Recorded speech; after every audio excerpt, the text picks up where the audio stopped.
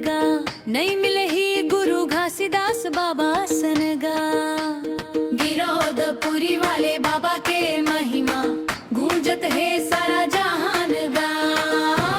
जय सतनाम जय सतनाम जय सतनाम, जय सतनाम जय सतनाम जय सतनाम। खोज ले पूरा छत्तीसगढ़ गा, नहीं मिले ही गुरु घासीदास बाबा सन गा। सत्य के रत्ता दिखाए बाबा, बढ़ाई हमर मान गा। जय सतनाम जय सतनाम जय सतनाम, जय सतनाम जय सतनाम जय सतनाम।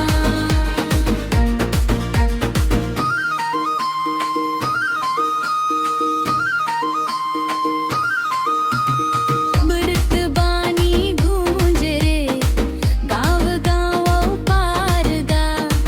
सतनाम के जोत जलाइस मिट गए अंधियार गा।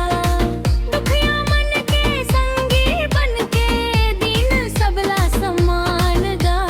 खोज ले पूरा छत्तीसगढ़ गा, नहीं मिले ही गुरु घासीदास बाबा सन गा।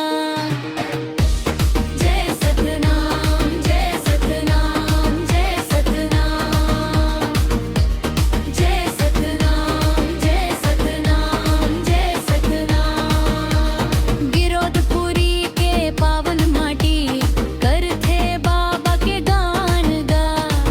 जैत खाम के सफेद निशानी बढ़त है हमर शान गा।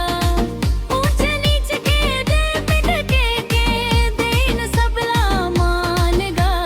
खोज ले पूरा छत्तीसगढ़ गा, नहीं मिले ही गुरु घासीदास बाबा सन गा।